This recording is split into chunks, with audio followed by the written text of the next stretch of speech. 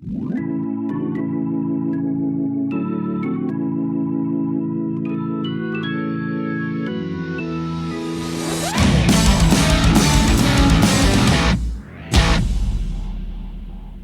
along, everyone, to this very special episode of Reforming Grandma's Church. Remember, if you like this channel, you want to support the work, just hit the notification bell, subscribe, and all that good stuff.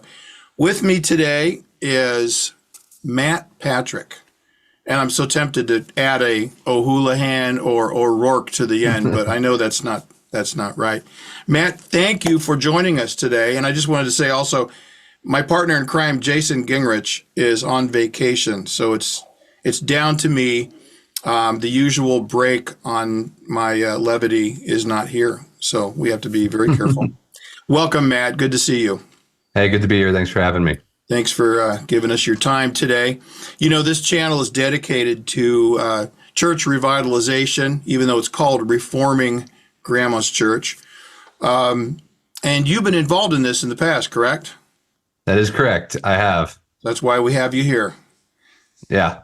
Hopefully it's helpful. Therefore, continue. Yeah, I got you. Yeah.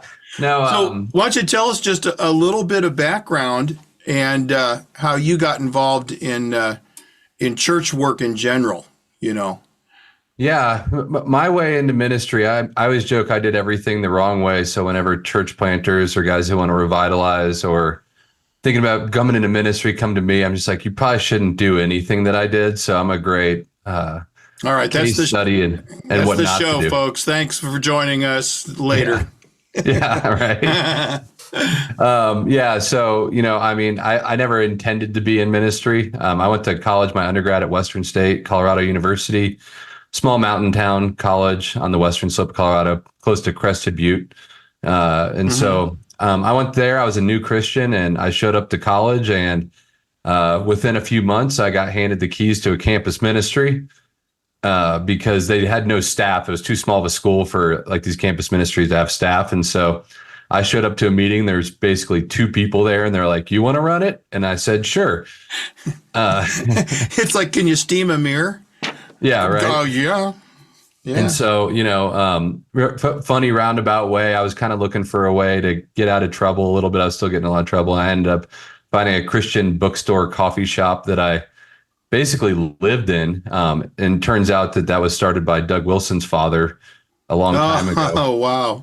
And so Doug would come out, and I met him there. And so I kind of had this weird informal training by living in this bookstore coffee shop. So I did that through college. But during college, I learned the mistake that people think if you can draw a crowd, you know what you're doing. Mm-hmm. And I was good at drawing college crowds, apparently. And we grew a college ministry, pretty large, big events, did all this stuff. We had guys show up with a samurai sword that cut watermelons in half off of people's stomachs and blindfolded, and then would share the gospel. And so you guys were strict regulative principles. Very much. Yeah. I'd always remind people we're not a church. We're a campus ministry. Right. And so because I drew a crowd, you know, how evangelicalism works, people started inviting me to speak at things, at churches, different things like that, which was hilarious because I didn't even know what I was doing. I mean, I distinctly remember speaking at a college conference and somebody came to me and said, "Oh, you're Reformed." And I said, "I have no idea what that means." And so I was, lo and behold, I was, God predestined it. And, right, and exactly. so that led me into a local Baptist church, and great little church in this small mountain town. We went to church there. It was really fun because if people aren't familiar with like mountain towns, nobody dresses up for anything. Right. But at this Baptist church, they did. And it was fun to kind of recruit all the college students. We'd all dress up. We'd wear suits to church. You know, it was actually kind of fun. And so we went there. Yeah. They would start having me preach every once in a while, which was interesting. Then my senior year, kind of speeding ahead on all of this of college, I got hired there. I was 22.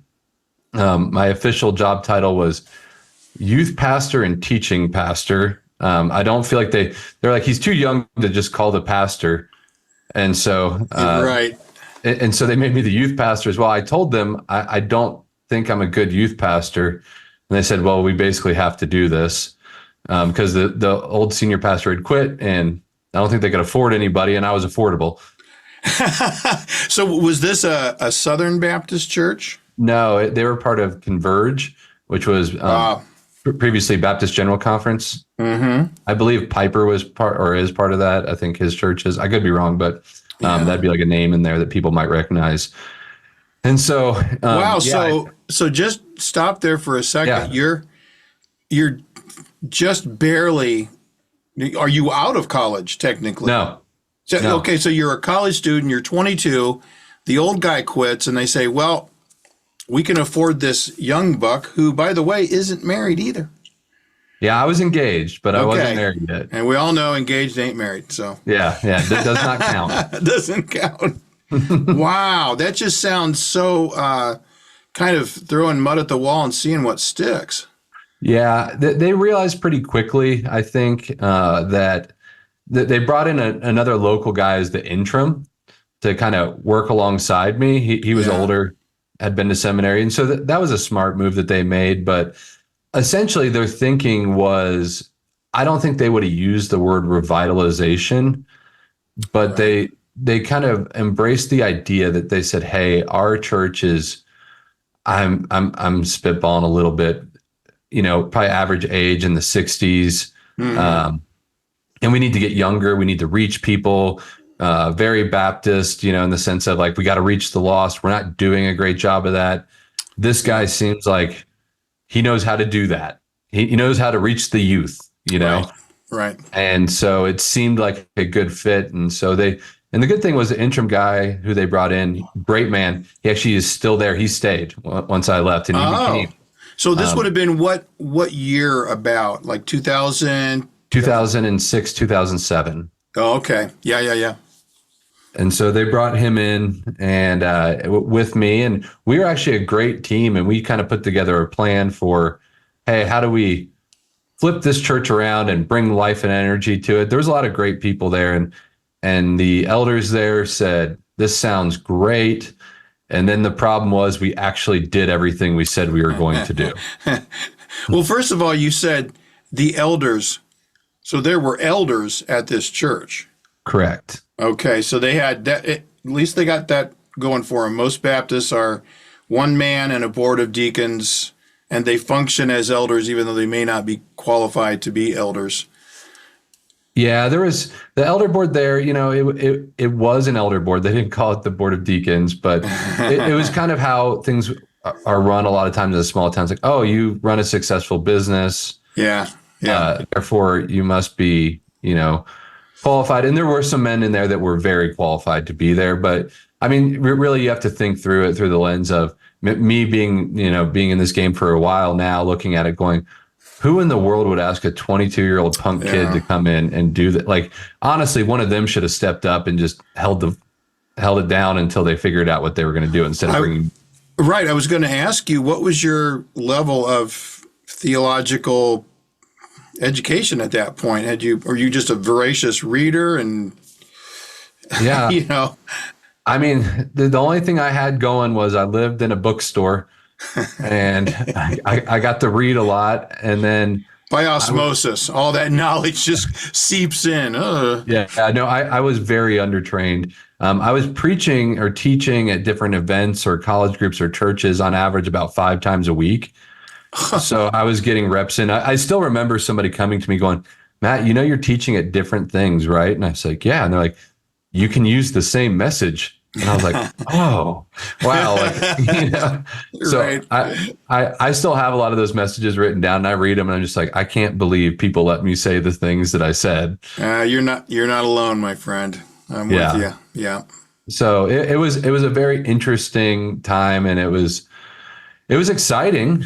But it ended up being, I would say, a combination of some of the most difficult 3 or so years of pastoral ministry of my life, and also some of the most fun. Okay. Why don't you tell us what were a couple of the things that you implemented that ended up shocking the elder board? I know what you're saying. It's like, whoa, we want all this change. Now, everything needs to go back to the way it was. Yeah, I think part of the problem, if you think back to that time era, I was not theologically educated enough to know what was good and what was bad. And that was kind of the tail end of the kind of emergent church movement. Yep. It was kind of that's when Acts 29 and Mark Driscoll was rising to prominence, those kinds of things. And for me, I was like, am I this emergent guy or am I this Reformed Baptist guy that's kind of more in line with, old school Driscoll? Yeah.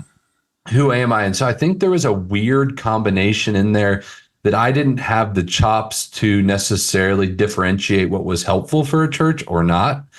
Yeah. And so a lot of my ideas were I think centered on, I think they're idolatrous actually on my own part. I can own that on reaching the lost instead of what does it mean to raise up good families, disciple the church? What is the purpose of a Sunday morning? A lot of these things, liturgy was not even a word that I knew. Right. And so the emphasis was save the lost, get the young people. And I was like, well, I know how to do that. And a lot of the ways you guys have done stuff is going to scare them away. Okay. Yeah. And so I came in, I do remember this was funny. They had a wall on one side that was covered with crosses that families in the church had made, and they nailed to the cross the things that they wanted to give up. And it was like secular music and things like that. And I always thought it was pretty silly, but whatever. But now I'm in charge. And so I thought it would be no big deal. I was like, hey, I'm just going to take these down because it's weird for these young lost people come in. It's going to freak them out. So I took them down and I sent an email to the church and just said, hey, we really appreciated all the work I've done these. We're going to try to find maybe a new art installation or something to do, but you can come pick up your crosses. Oh man, let me guess. Going over like a lead-filled balloon. Correct. Is correct. Out. Oh my, yeah. It was pretty brutal. So that was that. There was things. I made a prayer room at one point. Now that I'd be like that. Like, there's nothing wrong with that, but it was weird. I thought it was cool. Yeah. Yeah. Well, okay. So from what I can gather, and I became Reformed through the 90s, starting in 91 and just finally cemented the deal in the mid 90s. So about 10 years before. So I really wasn't all that familiar with Acts 29, Driscoll, Chandler. I just didn't know because I was more steeped in the old guys. But I did know about the emergent stuff, and it sounds like a lot of what was attractive about the Young, Restless, and Reformed was that they were pushing back against the postmodern insanity of the emergent church, and yet that's what all the cool kids are doing. And so a prayer room, that sounds like something we should do. Yeah. Right? It was innocent, and I think the problem there was the elders wouldn't really speak up and say, hey, this isn't a good idea. They just kind of let me run with stuff and would let me take the fall on a lot of it when it happened. And the other interim guy as well, he was more mature than I was for sure. And I think he kind of put a little bit of a guardrail on me, which was helpful. But I mean, it really got down to, it was a congregationally led church. So congregational vote on everything. Right. Members could call a meeting, all of that kind of stuff whenever. And when we changed the music quite drastically, I hired a guy with a mohawk who was my roommate. We put drums on the stage. He had this sick looking Ibanez, and he was up there shredding with a whammy bar all of a sudden. Well, my sick looking Ibanez is on the wall over there. So, I can relate. Yeah. Yeah. And so I think the big thing was a lot of the changes were necessary, but they were far too fast. Yeah. I had zero patience.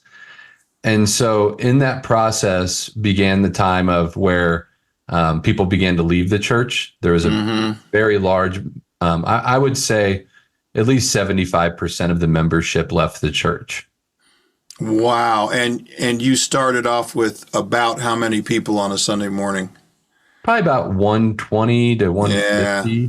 So that's a pretty big vacuum. Yeah. And those numbers aren't exact. Yeah. As you recall, you try to be more exact. And I think my brain has blocked some of that time out of my head.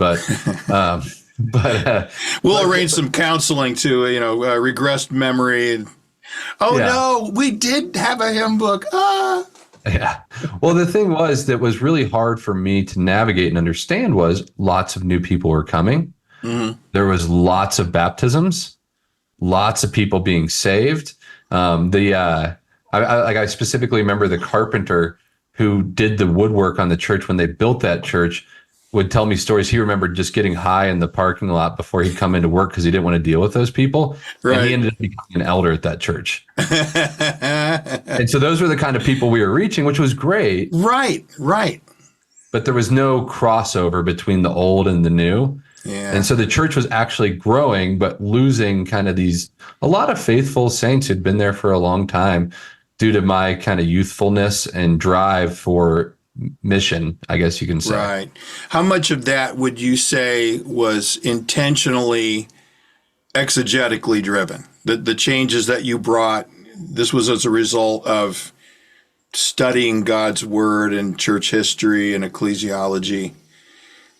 Not as much as I'd like to say. Yeah.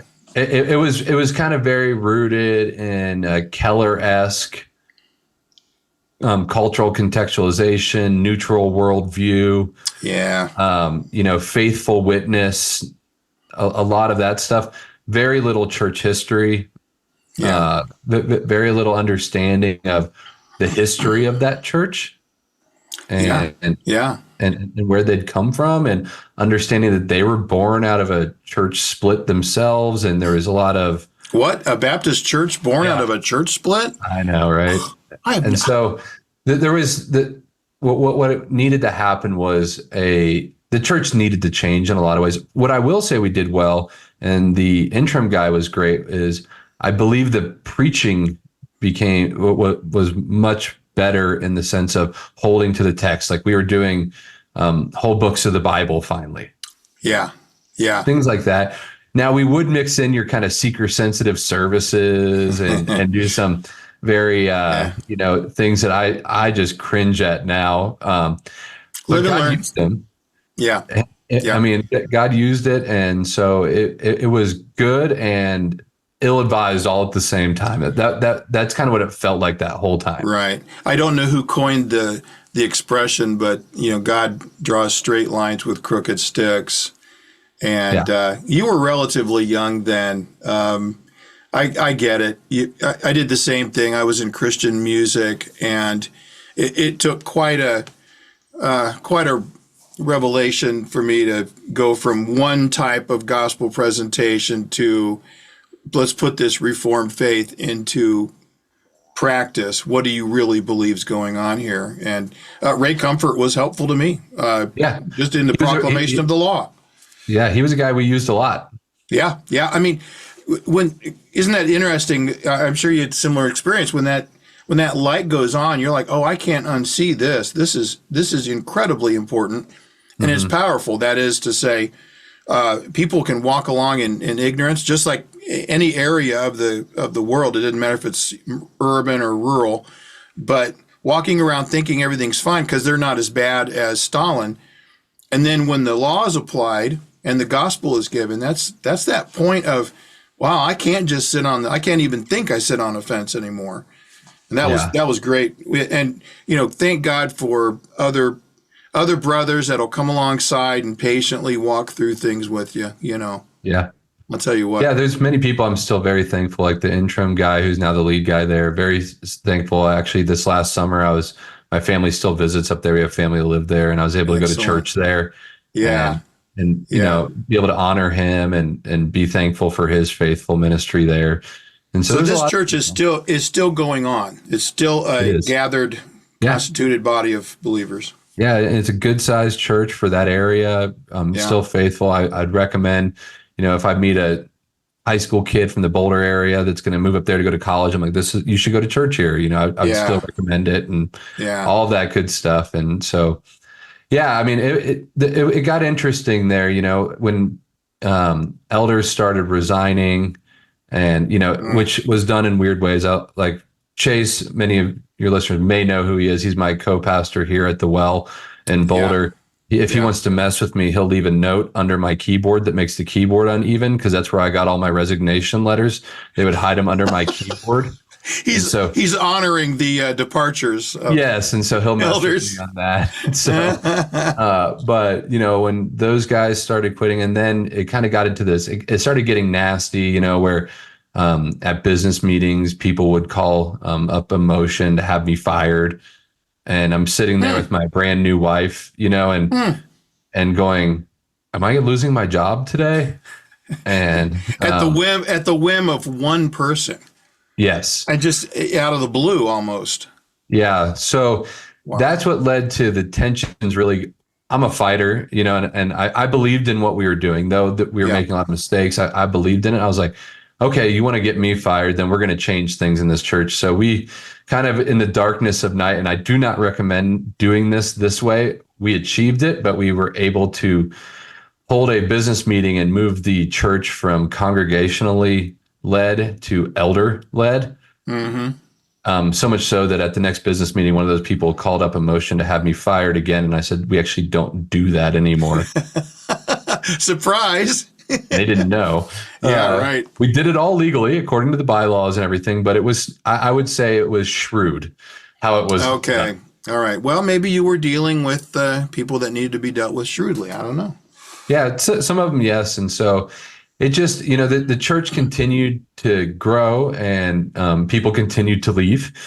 Yeah. And just seeing all that kind of happen, and it led to, and particularly being in a small town, we're talking about just over 7,000 people. Yeah. That's about the size of the town that I live in Syracuse. That's about maybe even bigger.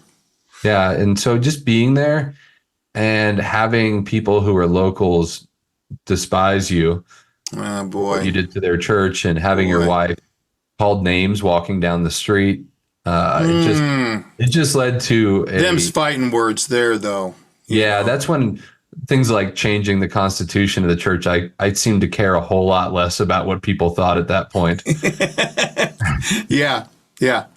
Well, there's a real liberty in that. Although, let's face it, when now looking back, that's almost 20 years ago, around there.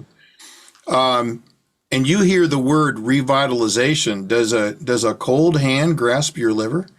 Or are you like, no. Okay, I can learn from those mistakes and repeat them exactly? Yeah, I learned that I'm a church planter, not a church revitalization guy. Okay, so that's something I was gonna bring up, because I've heard it said it's easier to live birth than to raise the dead. In that sense. So on one hand, you can look back and say, okay, what was George Bush on the deck of the ship? Mission accomplished. In one sense, it's mission accomplished because the church is still there and healthy. Yes. I did want to ask one other question about you said the preaching became more what we call expository, or going through a book. Even Calvary Chapel guys are known for walking through the text. Would you say there was anything really doctrinally that precipitated some of these people leaving? Like I can't have that, or I wouldn't believe that. Yeah, I think while they would claim that they were complementarian, and I think they held to that. That was kind of the stream they were running, and being influenced by Piper, I think, was always kind of there. So him kind of inventing that word made sense that's what they would use. And I would say, though, they weren't overtly reformed in their soteriology. I don't think that was ever made out to be a thing. Yeah. And I was operating as a borderline cage phase Calvinist. Yeah. And, I'm getting my hands on, Calvin for the first time, and reading all the dead guys, and just falling in love and going, wow, they spoke so clearly and directly on these matters. Yeah. And so I think that was a shift, where the church before, I would say the previous pastor, he's a good man. I really do believe so, but he definitely kind of had odd political hobby horses. Mm. And I'm not against preaching on all the different spheres of society in which we have, but it just seemed kind of goofy. It was like the text was a springboard to get to an opinion. Yeah. That'd be a critique that I would give him today if I saw him. You know, and so I With all due respect. Yes, with all due respect. Yeah. But I think we moved over to kind of a more expository style of preaching, and even the kind of one-off like series topical things we did, that they were very helpful for the body, things that needed to be taught on that hadn't been there. And the other guy is a great preacher, so it was actually a great opportunity for me to preach alongside somebody who was much more refined in their craft. His other job was he was like the head of the foundation for the college in the town. So his job was to raise funds. So he spoke at events all the time, very gifted communicator, went to seminary, knew some stuff. Right. And so it was great to be alongside him. And so there was a lot of wins in there, you know, of what that is. And so to see the church still going strong, no, they don't do everything how I wanted to. And that was one of the reasons I could kind of see my time was coming to an end. Yeah. At that location. Yeah. I get it. So what year then, that would have been around what year when you decided to step down at that particular church? Yeah, I began the process in 2009. Okay. Oh, okay. Yeah. And then officially moved into a residency and ordination process in Little Rock, Arkansas in 2010. And who was that with? Through Fellowship Associates. Okay.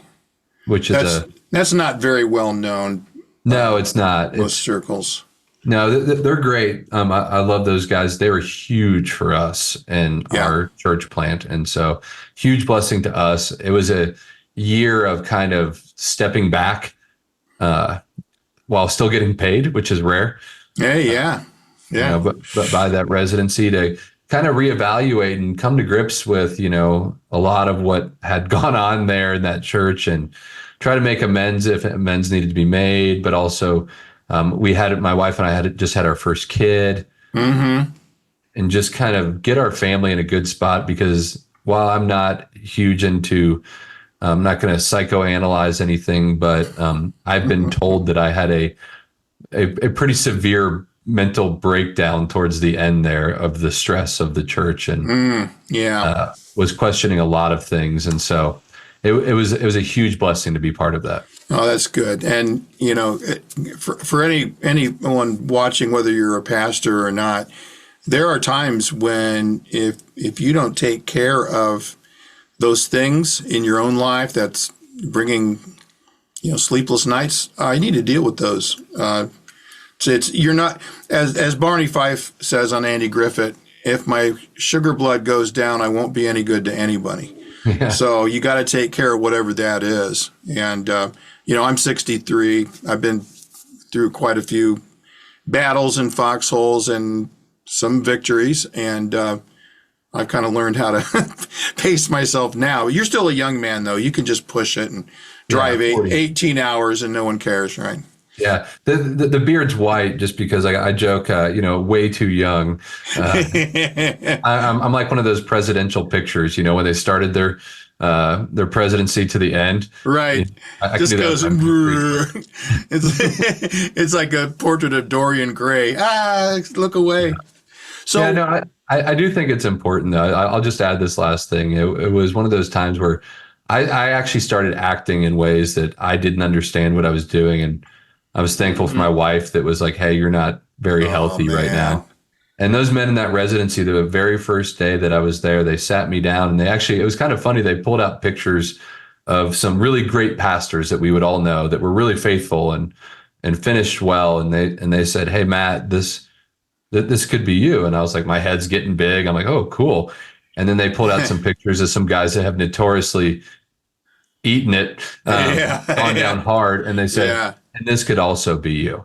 Yeah, that's wise. And so your residency, you need some theological training, but we got to get you healthy. And so that was huge for me. Excellent. Very good. So let's move now to your current situation, maybe how you got there. Most of our viewers will be familiar with Foolproof Theology. That's the YouTube I've never channel. heard of her. Never heard of her. I know. Yeah. Chase Davis. In fact, he interviewed me a year ago before we had our Jesus in Politics #4 conference.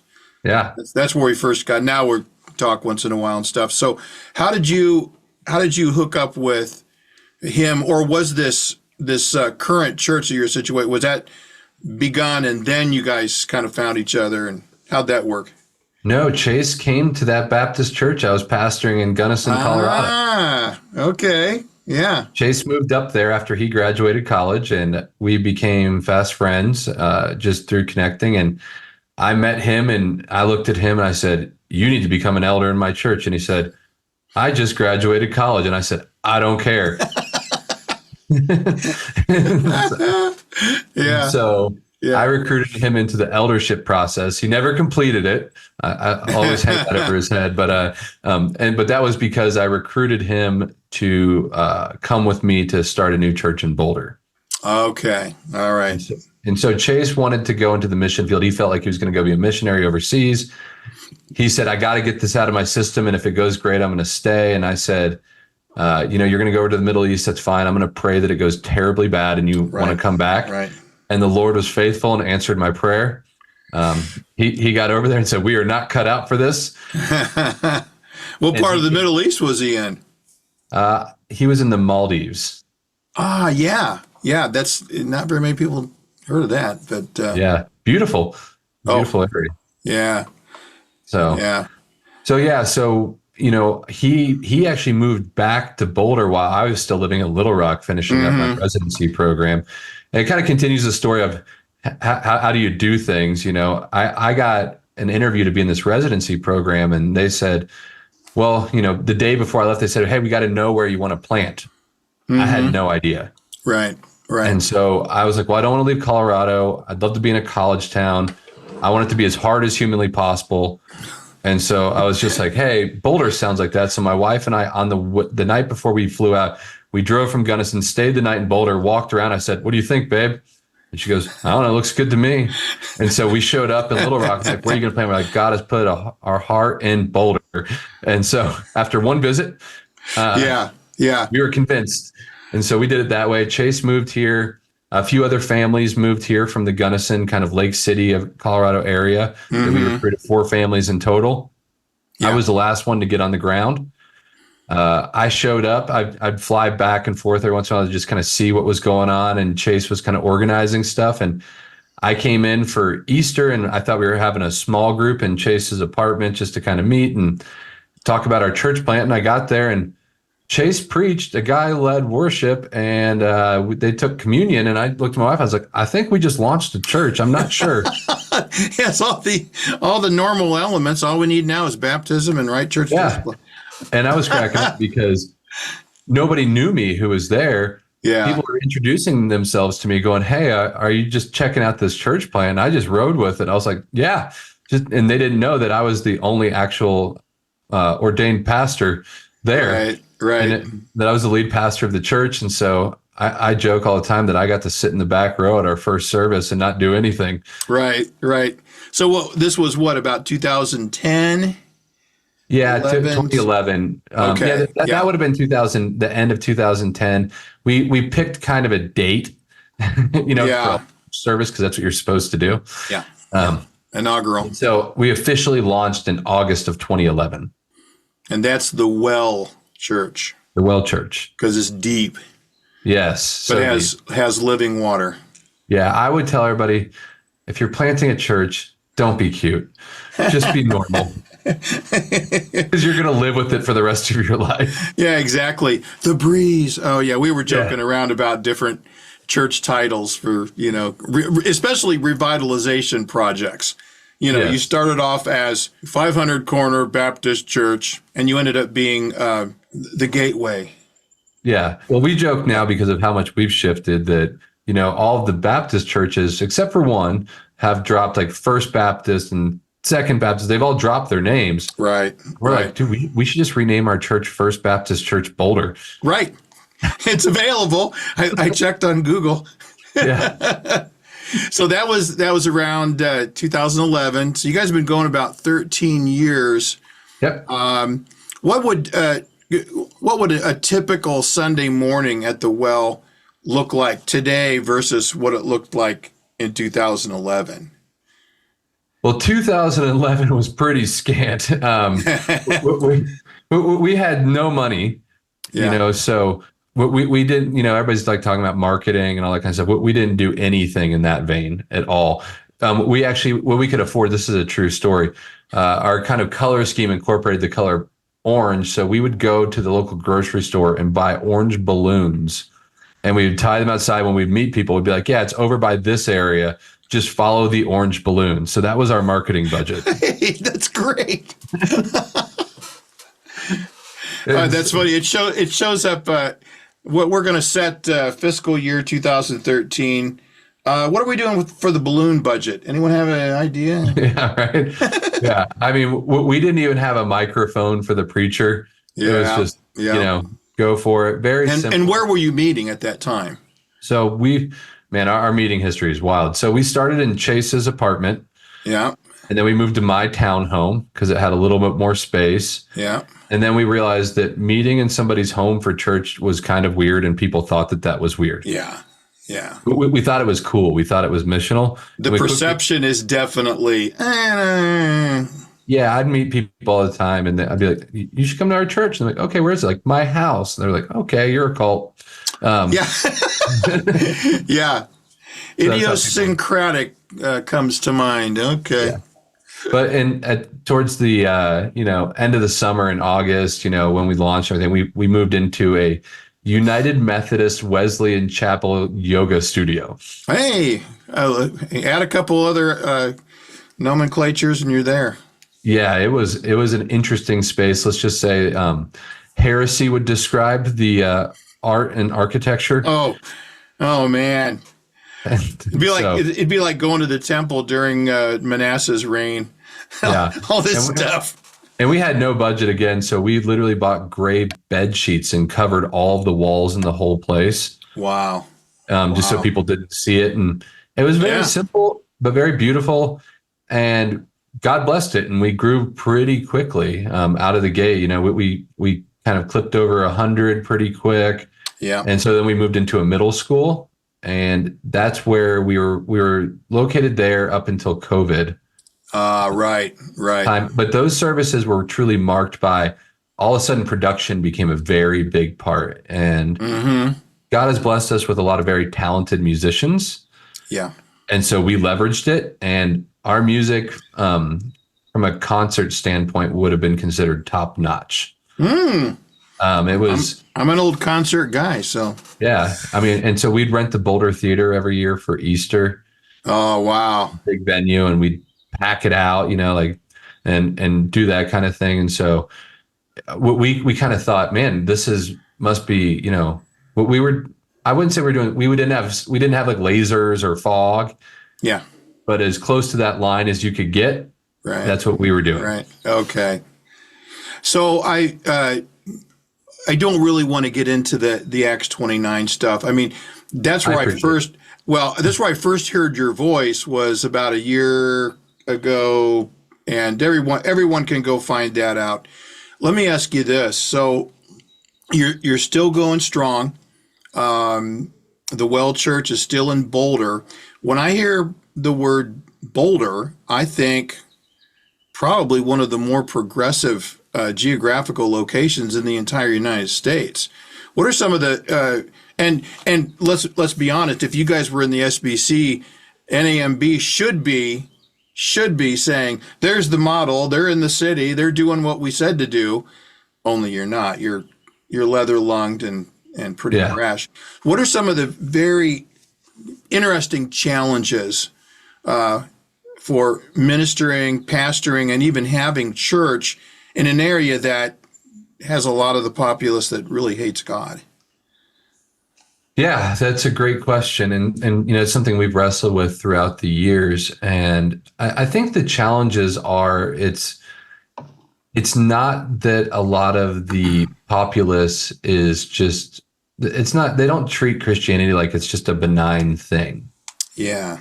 They see it as oppressive and hate filled and in the way of accomplishing their secular vision for culture and Yeah. society. That is such a classic definition, Matt, of why the progressives hate the non-progressives, because you're in the way of the utopia. If only you weren't here, man, we could do so much. Yes, and they view Wow. us as being just in the way, and it's not even that. I think a lot of people go, oh, we can just exist. No. There's many of them that view us as wicked. Yeah. Yeah. That we don't allow or stand with them for whatever letter that they're adding to gender theory kind of constructs today, and Fake that we and gay hate clown them world. for that. And so there's a lot of that, but I will say this: it's gotten so crazy in such a clown world. Yeah. And I tell people this all the time. There's a lot of preconceptions about places like Boulder, and I believe this is probably true in most liberal places. There's a lot of very normal people here who just nod along and go along because they don't want to deal with it. But if you talk to one-on-one, they see what's crazy. Yeah. And they recognize that, and they're getting fed up. And the more that their children are being drug into it, the more that the schools are leveraging things like that, the more articles we've been written about in the newspaper multiple times. We are Boulder Reddit famous. Whoa. Okay. And so and it's led to our families being doxxed. It's led to rocks being thrown through our new church building's windows. We've had doors kicked in, spray painted.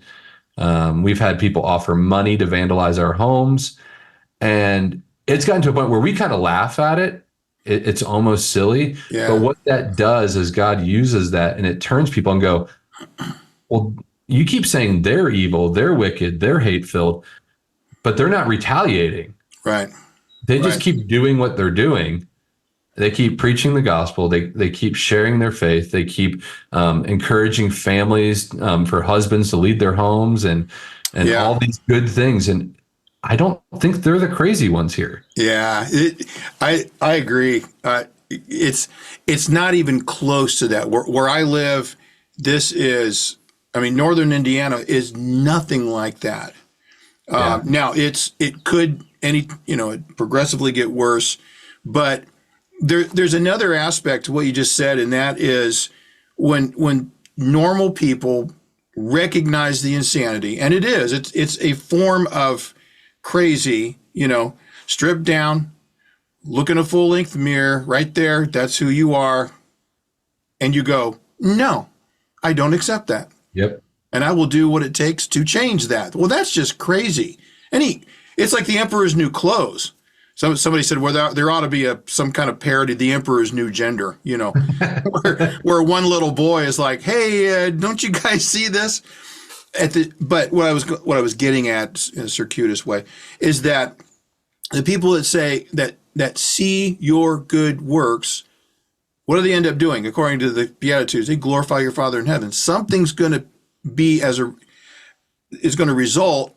Because you guys are just being faithful, you're not backing down and apologizing, but nor are you coming out saying, well, you're just a bunch of rainbow insanity clowns anyway. They know that. Yeah. That's not the question. I think the real committed ideologues are not that common, but who wants to get rocks through their windows? So you kind of go along, you go, I just don't want to be bothered with all that stuff. And you're getting bothered. They're not stopping. Well, the push comes to shove, and what it does is it's forced us to rethink how we do church, how we disciple. What does that look like, and how do we equip people? We had a man from Africa. I don't know if he's from Kenya. I think he's okay with me saying that, be fired from his job because he did not want to participate in the DEI training, which they were giving. And he was the only black man in the staff. And who's the racist now? Yeah. Yeah. And so we're having to go, this is a member in our church. Yeah. And so how we do a Sunday, it has to become more real. It has to become more grounded, and it has to become, I hate the word authentic, but just it's genuine to what God has called and what we see in church history for the church to do and be, and really equipping people. And the hardest thing I would actually say is, I mean, the crazies are going to be the crazies, and God can save them. I do believe that. Amen. Right. That. But there's a lot of normies out there who they just want to, they think if they keep their head down, they'll be able to survive all of this. And our discipleship has to look like, hey, that's not the world in which you live, friend. Right. And when we need to work with them and build. And so just kind of tying this back into the revitalization piece at the beginning, where I've learned is where early on when I was young, it would be like I expected everybody to be a fighter jet that can take off from an aircraft carrier. Yeah. And your average and your average congregant can fly, but they're just a normal plane. And if you put them on an aircraft carrier, they're going to go right off the end. Right. So our job as pastors, the way Chase and I have put it, is that we want to build long enough runways for all believers to be discipled in their faith, to understand the world in which they live, the God in which they worship, and how to serve him appropriately in the context in which they find themselves today. That's excellent. Excellent. And that can apply in any pastor watching this. You can apply the exact same worldview and methodology to where you're pastoring as well, because every area is going to have its own challenges. Boulder has challenges that we don't, but we have an incredible infestation of crystal meth, and there's one area and everybody knows where it is and no one knows what to do. Every area's got its issues. For sure. And like you say, not like, if I was to rephrase what you said, it was like not everyone is called to do the exact same thing. Not everyone's going to grab a bullhorn and have placards with illustrations of what goes on inside the clinic. That's not everyone's job. Correct. However, at the end of every one of our worship services, it's the time of commissioning, and I usually remind the saints, hey, you've got a position of authority and responsibility. You need to make sure that is under the lordship of Christ, like the rest of life, and do it for the glory of God. And of course, we got a church full of little people called toddlers and babies, and I don't get it. My wife and I were going, how did we end up in a church with so many babies? It's ridiculous. That's our church too, man. I feel you. That's wonderful. So, I was sorry to hear about the Acts 29 thing. I wasn't surprised. So now you've sought accountability and greater fellowship in two different bodies. Do you want to tell us something about that? Sure. Yeah. Or not? I mean, oh no, that's a secret. Yeah. Who are we joining? We're taking our talents to. Yeah. Right. The question is whether anybody will have us. That's it. But we are a candidate church in the CREC currently as Reformed Baptists under the 1689 London Baptist Confession. Yeah. And then we are also in the process of being credentialed in the Southern Baptist Convention as well. Gotcha. Right. Those two always go together. Oh, really. Like vinegar and something else, oil. We love both those groups. They've been very kind to us, and we've enjoyed it. So we'll see. We feel no pressure to be anywhere. We want to serve alongside faithful men, and whatever that might look like. Well, I'm currently in the SBC, and that will be for the foreseeable future. And I spent almost 11 years in the CREC, so I know where all the bodies are buried in both groups. It's Great. a great We place should write to a be. book together. It'd be great. I'll do the Acts 29 bodies, and you can do this, and you can do Right. the other bodies. Right. Well, I think, to be honest, I think Meg Basham is doing all that heavy lifting in her book. She says, I name names. I have no idea what you're talking about, Tim. Yeah, I'm sure you don't. Are you going to be in Indianapolis this summer? That's a great question. We hope so. It depends on if they will allow us to vote or not, if we'll be credentialed by that point. Yeah, yeah. So let's, we've been going almost an hour. Let's tie this up. What kind of advice, both negative and positive, would you give to someone who's coming into a situation where, like you're a young man, usually to be a young pastor, you weren't even that at the time, but coming into a situation where there's an established church and yet something is needed, right? Well, where would you start? I would start, if I was doing it over again, I would find the people who have been faithful to that church, who have loved that church and know their Bible. Yeah. And I would actually interview all of them. Mm-hmm. Because they called you for a reason. I think that's what I missed. They brought you there for a reason. Yeah. They can be your allies or they can be your enemies. And there might be some enemies that you dig out in that process. That's fine. We have enemies. That is true. Yeah. But you might be able to leverage a lot more than you think you could. And slowing the process down. I think there's some things, the way I talk to guys about it now, it's kind of like a NASCAR driver. You got to slow down in the turns and speed up in the straightaways. You got to know what your turns are, where you got to slow down, and you got to know where to hit it. And I think like expository preaching, that's a straightaway where you punch it. Yep. Totally agree. Pieces to liturgy, for example, might be something you can go, maybe that's coming out of a turn where you're starting to speed up. Yeah. And then it's a great analogy. I love it. I love that. Yeah. And then just, changing small groups and music style, man, you got to go slow. Yeah. You got to slow it down. Yeah. So, day one, thumping rock band. Yeah. Yeah. Did that. Yeah. Went out and bought a Maple custom drum kit. So. Oh yeah. Not only was it a drum kit, but it was one known for its nice edgy crack on the snare. Oh. Yeah, that's what I did. Well, so I told someone that if someone showed up who was a gifted, talented drummer, I would buy an electric kit, because that way you can absolutely control the level. And I won't even record electric kits in my studio. I said, no, you get that out of here. We're a real drum studio. But when it comes to church and a little building, man, one snare hit. I had a guy losing sleep because I said I would think about considering having drums. He couldn't take it. To him, it symbolized all that was wrong with the modern church, Well, we still have drums, so. Yeah. So you're not.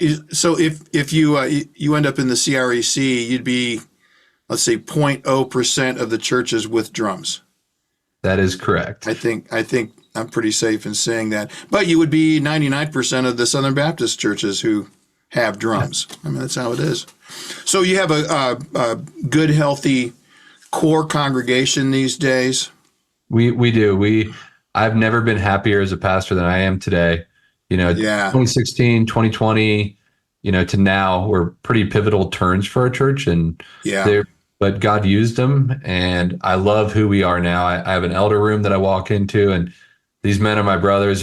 There's zero walking on eggshells these days. I feel like our church body is behind us, on mission, loves the Lord, wants to see the lost saved, wants to raise up godly families.